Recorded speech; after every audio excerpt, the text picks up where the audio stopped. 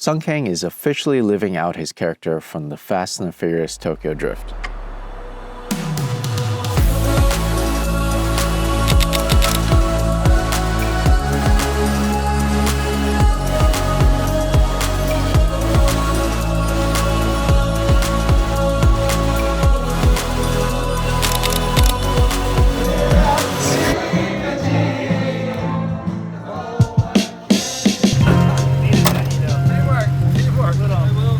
I've been shooting with Kang for many years, and most recently we did a cover shoot for GQ magazine.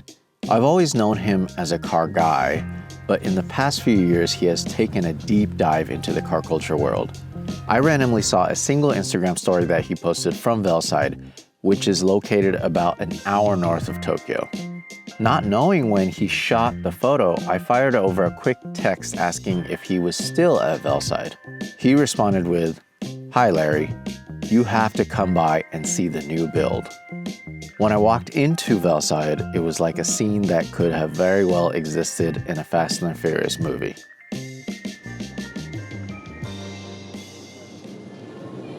What do you think, Larry? Dude, this is so cool. Pretty spectacular, huh? This is it's almost like what people imagine it would be like here, but it's actually the real thing, if that makes sense. You know, days before Tokyo Auto Salon, Yeah. everybody pouring over this build. I mean, we're just like living this movie dream in real life. And this is ground zero, Veilside. Yeah. You know, this is where this stuff gets built. Yeah. And it's this meeting of the minds of all of these S30 lovers, right? He has a S30. Yokomaku-san's first car was a S30.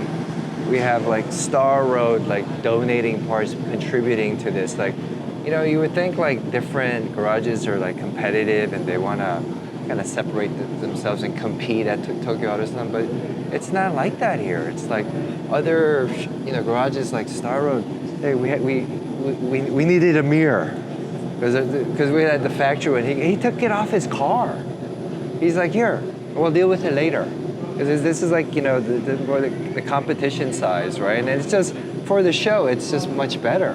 Yeah. Right? So he literally took this off his car, and he went and picked it up this morning, right? And then he sent, because the custom calipers didn't fit because the bracket was like too big, so he sent Star Road calipers.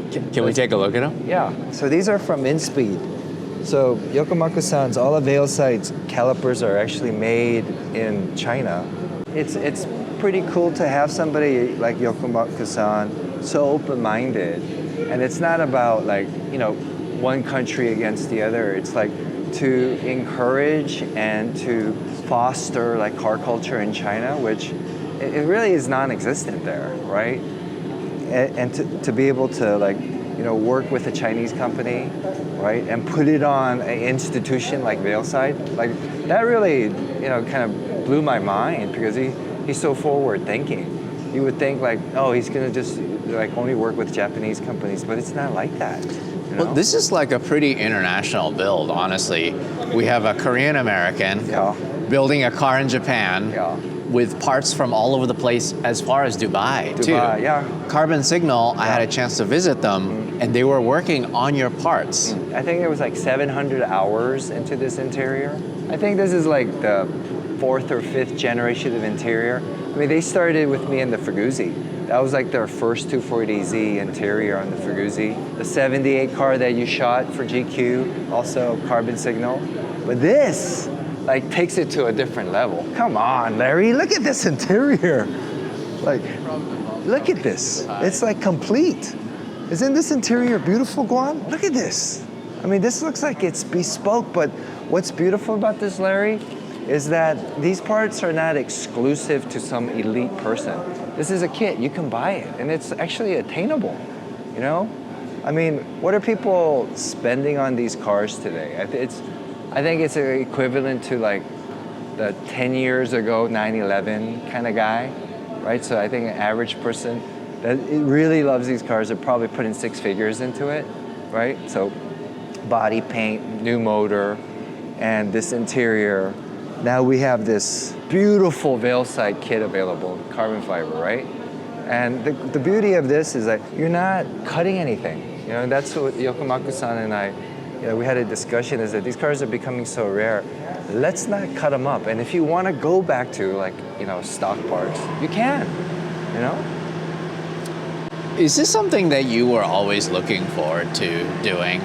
Like, I know you've been working with Veilside in some capacity, you know, since the original Tokyo Drift film came out. Yeah. But now you're taking this to really the next level by doing a complete build. I think it was just, you know, a friendship, first of all, being built with Yokomaku-san, just organically. You know, we never set out to go do something together. It was like, when I met him, I was just taken by how sincere and how just kind human being he is, and how beloved he is, and how like open he is. Look at this like garage. He just lets people come and learn and be a part of it. Like, you know, he's not some like, you know, elitist that's like, hey, you know, I'm too good for everybody. Like, I don't know anything compared to him, and so he allows me to come and actually just, you know, learn, have discussions. There's no judgment. And then slowly, the aftermarket for especially old Kyusha cars, I don't know if it's thriving today, right? And so if we have a platform and we have a voice, we can kind of scratch each other's back. It's like, you know, I would love Veilside to be around for the next generation.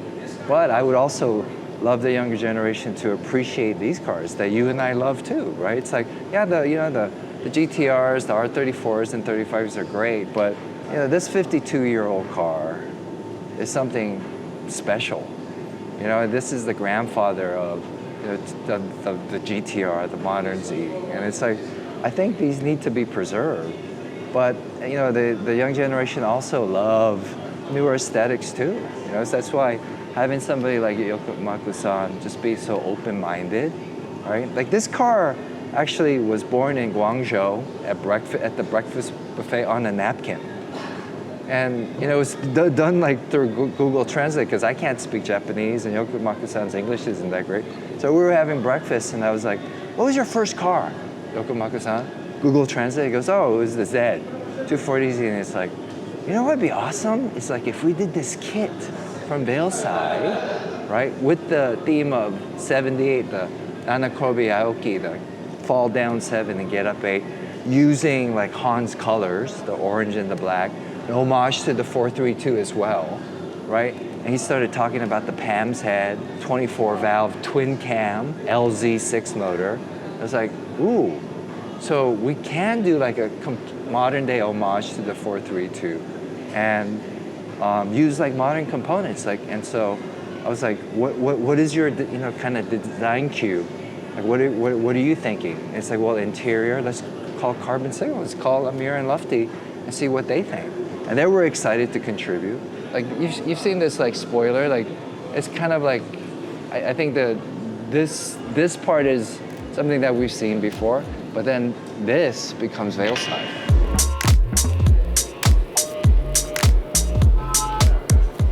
Hirano Yokomaku started Veilside back in 1990 with roots from drag racing and top speed riding. They were so ahead of their time pushing the limits of some of these JDM vehicles to reach over 200 miles per hour. Hence the need for more aerodynamic efficiency and sometimes very out of this world design. I always wondered where the name Veilside came from. Yokomaku-san's last name roughly translates to side curtain.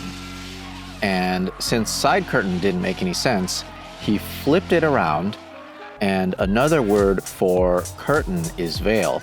So that's where Veilside came from. In 2006, when the Fast and the Furious Tokyo Drift came out, they received the ultimate spotlight with a huge Hollywood movie gaining international notoriety. Sung's character Han had a hero car in the movie, which was an orange Veilside FD RX-7. At its absolute peak, Veilside got so much traffic as it turned into a car culture destination. His shop was also a full-blown Italian restaurant, and it was run by his father who loved to cook. As time went on, Yokomaku-san shifted focus back to the drawing board, creating stylish bodywork and accessories. Not so much focusing on performance, but more on wild and out-of-this-world styling that he's known for. It's easy for so many Japanese legacy companies to dwell in the past, and maybe Yokomaku-san and Veilside were doing a little bit of the same. He has ridden the Fast and Furious way for so long, but not that long ago, he decided to kick it back into high gear and revitalize the brand to its former glory days. He partnered up with Kang to create a modern version of Han's Fast and Furious Veilside RX-7 with the new Nissan Z for the 2023 Tokyo Auto Salon.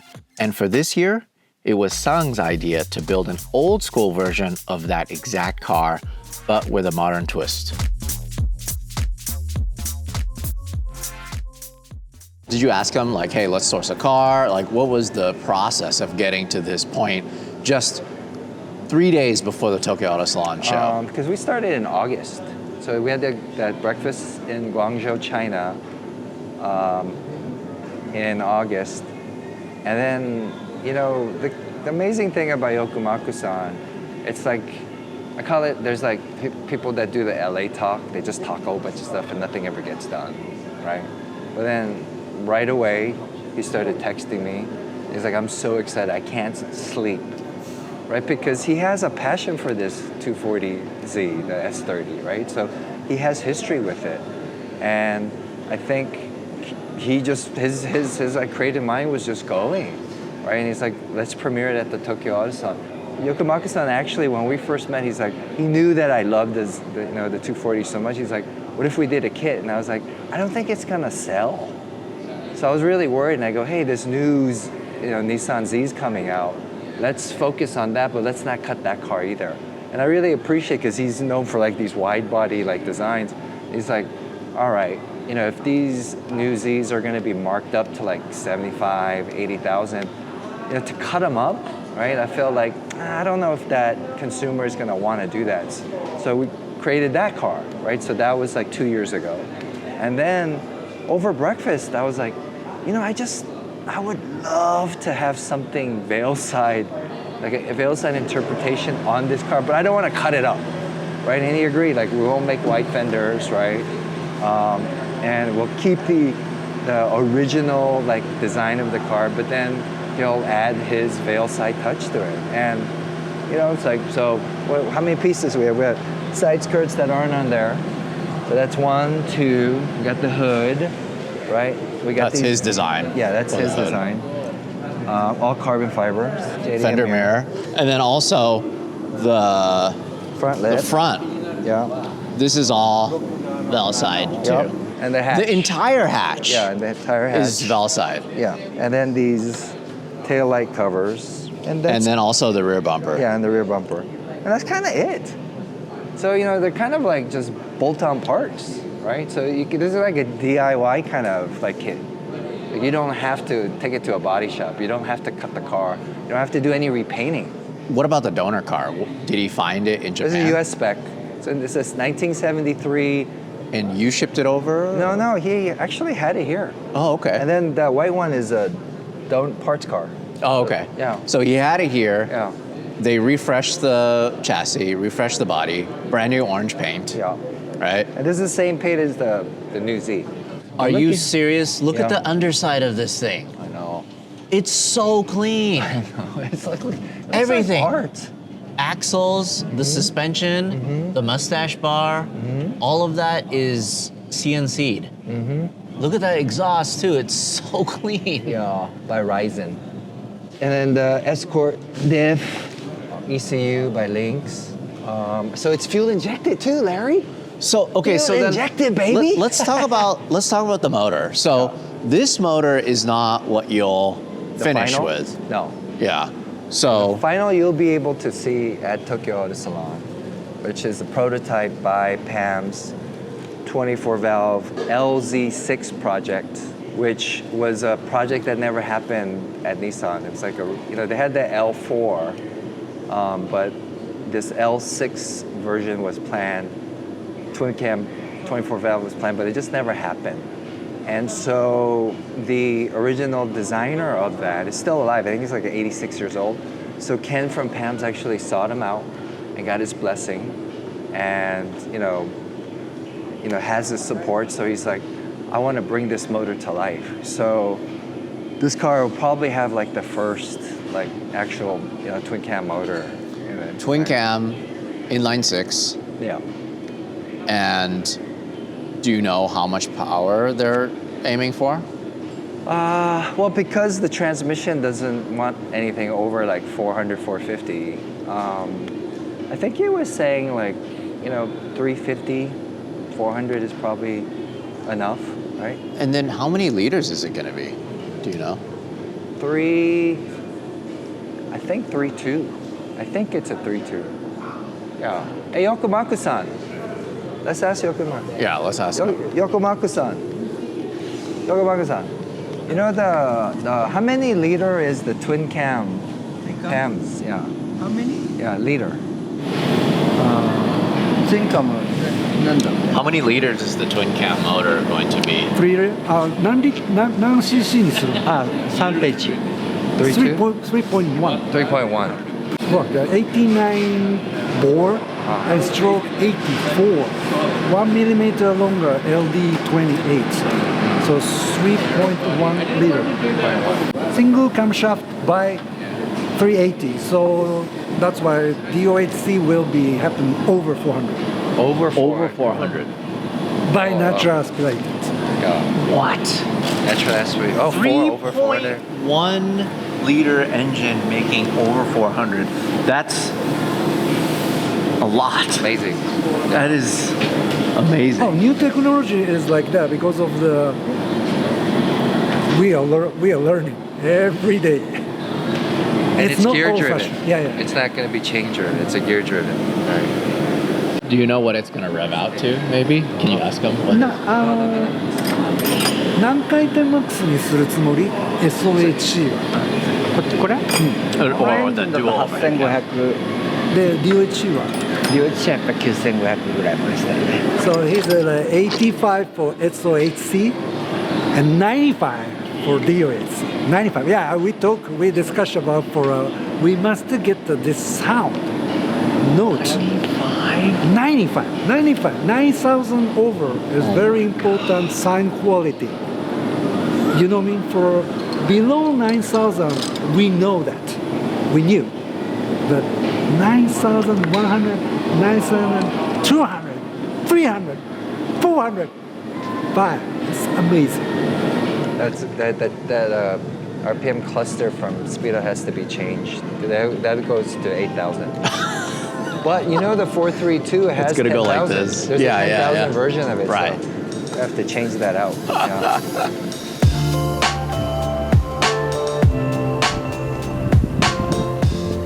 The Nissan LZ engine was a specialized racing engine featuring a twin-cam 4-valve head mounted on a L4 cylinder block. Developed for Nissan to win races, it was introduced in 1973 and remained active in motorsport for a decade. At its debut race in the Japan Grand Prix, LZ-powered cars secured the top 3 positions, proving its dominance. By 1979, the turbocharged LZ20B variant became the heart of Nissan's super silhouette Group 5 race cars, achieving an impressive 570 horsepower. Sung's 240Z will be the first car to run the LZ6 engine, which is a 6-cylinder version of the LZ4. This is all the brainchild of Ken Yoshioka, who has a motorcycle shop called PAMS. He's an avid 240Z enthusiast, and this all started when he wanted to build the ultimate L-Series engine for his personal 240Z. Rather than merely extending the LZ head from 4 cylinders to 6 cylinders, Mr. Yoshioka reached out to Yoshimasa Hayashi, the original LZ head designer, for his blessing and direction. This man's 87 years old now, and he was so happy to see this come to fruition because it was always a dream of his to make the 6-cylinder version of the LZ4. So what are you guys working on today then? Like what's the goal today? Just bits and pieces. It's not going to be running at Tokyo Auto Salon because the twin cam motor is not finished. So it's just putting all the bits and pieces like the mirror and finishing the interior. The liveries here, so the guys are putting that on. So It's funny, Tamura-san was even asking about this, right? Yeah. When you were putting this up, when you were sizing it onto the car right now, he's like, why are you putting that on? It's Because- not as good looking as the one that's on This it. is what came on the 432, right? So they chunk these here. Because I don't know why. I think it just aesthetically is more beautiful, and it's part of history. This is like made in Japan. Well, it's kind of, I mean, it's like we like what they don't like, Yeah. and they like what we don't like. Or it always looks better on the other side, Yeah. right? We like JDM stuff, they like USDM stuff. They wanted So- to put the US taillights, the two red. I wanted the amber, so I won out. I got the Japanese version in the back. That's yeah. so funny. Yeah, because that stuff, the USDM parts are sought after here. Yeah. You know, because it looks different. It's and so I'm weird, sure this is interesting to them here in Japan because it's left-hand drive. Yeah. It's not right-hand drive. Yeah. So it's more special here in Japan. Yeah, I guess. But I don't know how many left-hand drive survivors there are anymore. The weather here is so bad. I think they're probably all rusted out. Even if they were trying to find one, it probably would have been very hard. You know? Oh, you mean the right-hand drive Yeah, ones? right-hand Yeah. drive, right. Yeah. The right-hand drive ones, that's a good point. Yeah. I think every one of these are worth saving now. You know, no matter what condition it's in, I agree. it's worth saving. That's why you don't want to cut them. Yeah. No cutting fenders. You know?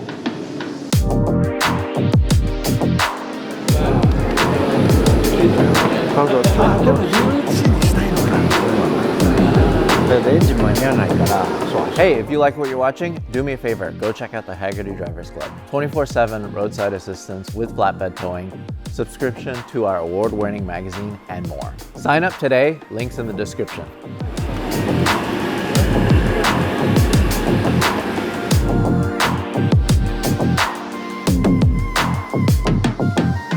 Seeing as this is an old school Z car, it was only natural for Sung to reach out to his friends from racing service Watanabe to partner up with him on the wheels.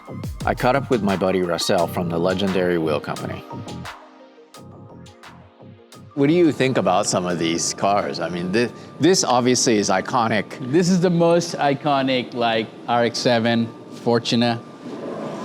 It's still popular. Like, you know, I export parts, and to be honest, last year, November, we just exported like full set to Wisconsin. And this car released, like, do you remember when this car released? Yeah, it was. Let me show you the poster. Right. I'm It like, was we Tokyo were- Drift. Yeah, I was a kid, like 2006. I was like 17 years old. And I can't believe I'm still like making money from this thing. Selling the full kit. Selling the full kit, yes. 25 grand and plus shipping. So you are the one who exports these outside of Japan, I'm or not you're only one of the them? one, but I'm one of them, yes. You're one of the distributors. Yes, I'm one of the distributors. Got it. I mean, but we have so many historic cars here. I mean, like Yeah. the R32 drag car. I have seen that car's video, not in DVD, not in CD, tape, VHS tape. I had to look for VHS tape just to like look about the history of that car.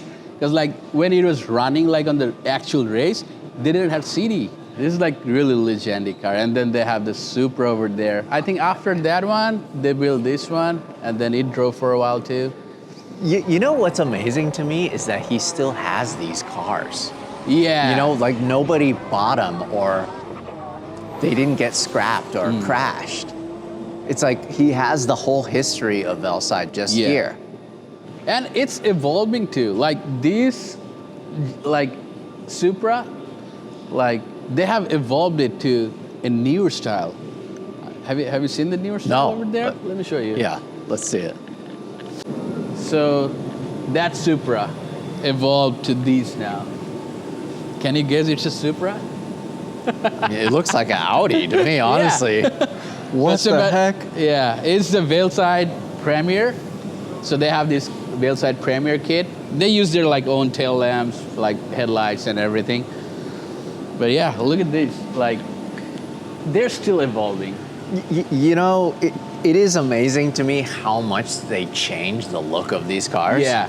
Like it is so different from the stock vehicle. Yeah. And when you think about a body kit, I mean, think about the RX-7. Like, Yeah. look at that thing. It just looks so different from the original car. And that's what makes it cool. Yeah, like this new Supra, even they came with their own style. If you look at the car style, everything, you can tell it's like a Veilside car. The hood area is so, it really is wild. He's just taking, look at the nose. Yeah, the front bumper, It looks so different. I mean, you can obviously tell if you step back, yeah, it's a Supra, but it is just so much wilder than the stock A90. Yeah. Look at this design element. It's like a Gundam. yeah, it is. If you want to talk about Gundam, like look at this. yeah, Look at the badge, and then these vents over here. yeah. Look at this. Did you see this? And even the rear, yeah, That is so extra yeah. in every single way. And then they probably have the RZ34, the new Yeah. Z over there. Let's have a look at that one too. Oh yeah, it's Yeah. it needs to be parked outside because there's too many cars here. Yeah. Yeah. So it's interesting. The design on the 240Z wing that Sung is building has this design element. Yeah. So this is like, the Veilside taste, I would say. When you have like, this wing is like pretty common, but when you have these, you can like tell, all right, that's a Veilside style. Yeah, it's very unique. Yeah. But it's cool because now that I look at this and I'm seeing them build that inside, I could see how many more design elements have Yeah, transferred over.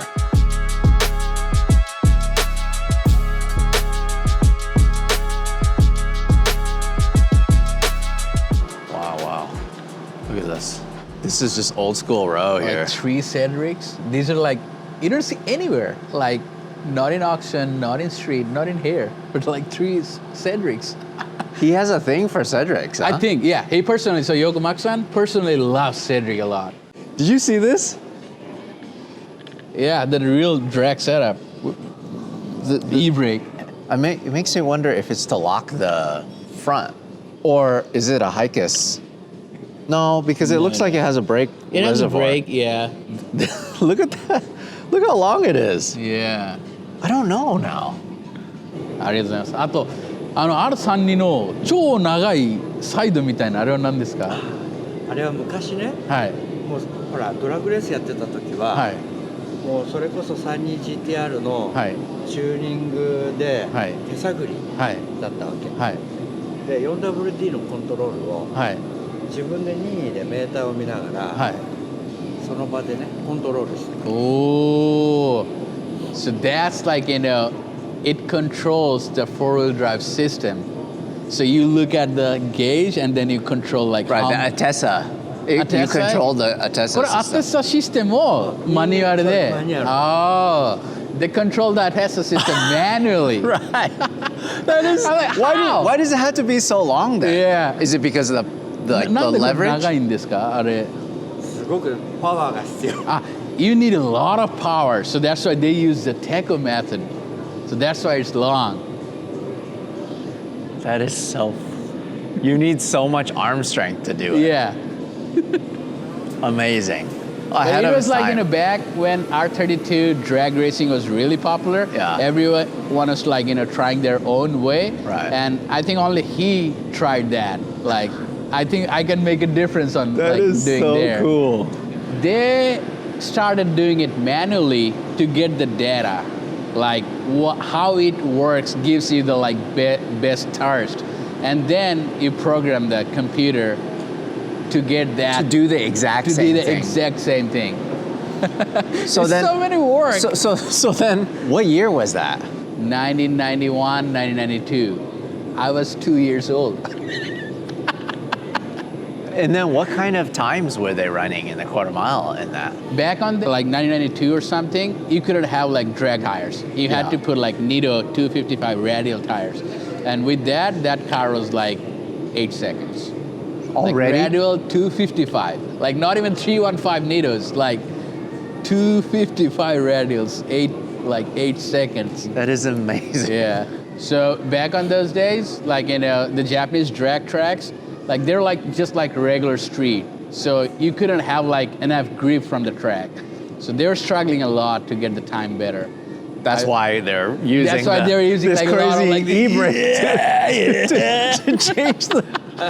So then that means they start in four-wheel drive and gradually get it to go in the back. So with that manual, you can change like 50 if you want to do 50-50, or if you want to do like 60-40, 70-30. So they took the time for like 60 feet, then like 100 feet, and then like to the end, and they found like the best, which is the best timing for that track.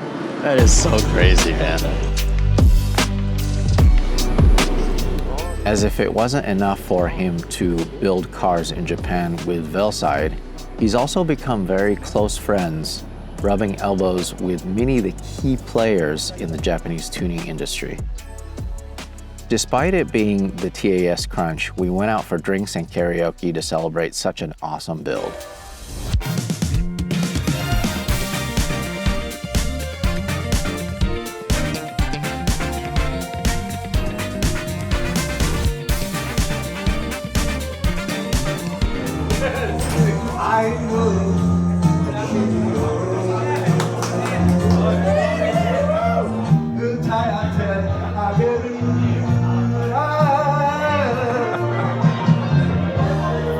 It's pretty good.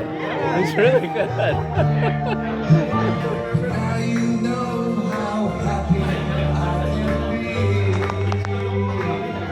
He's looking at you.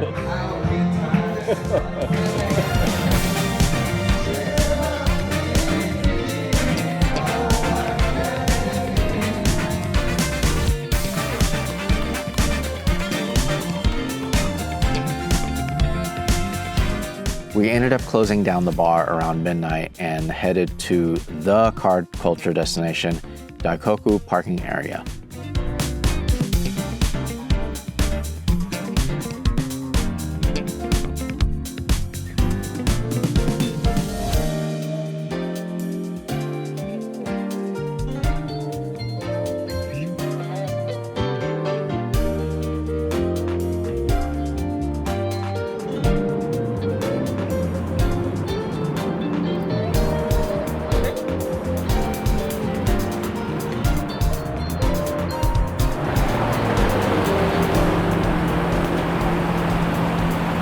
And the Veilside, nobody can park, so the stage, like that. This is the... The most. I see what you mean. Okay. So it's so funny. It's like so quintessential.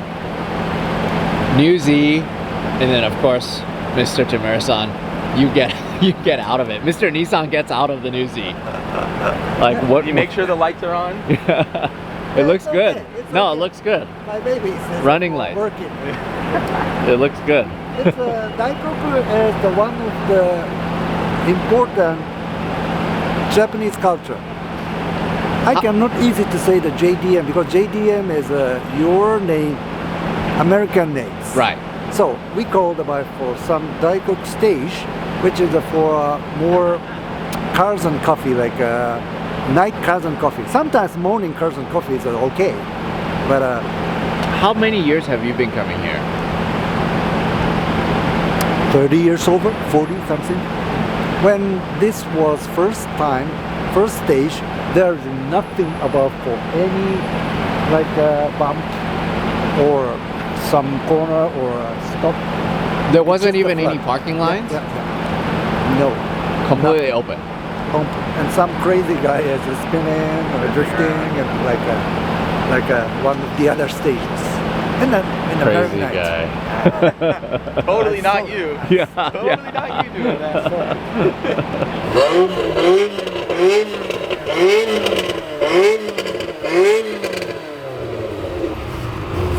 It's a nice sound. Nice sound generation. More easy. Good sound. 5,000.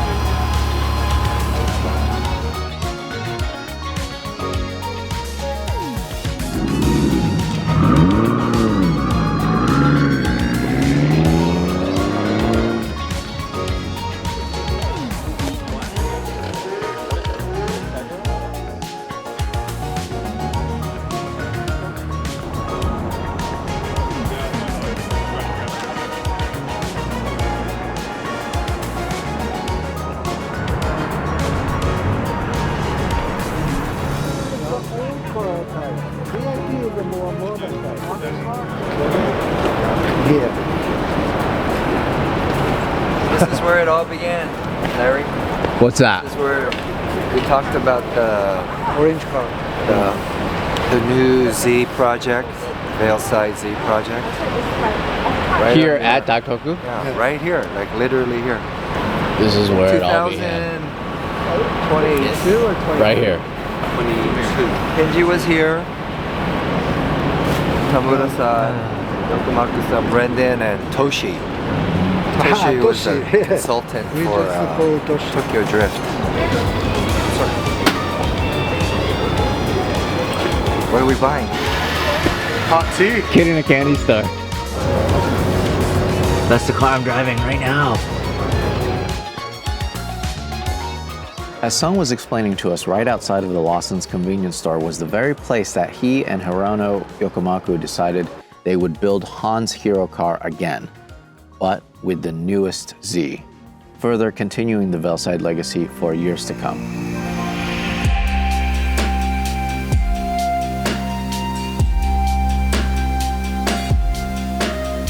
The next morning, I went to check out the finished build at Veilside right before they loaded it up to take it to Tokyo Auto Salon.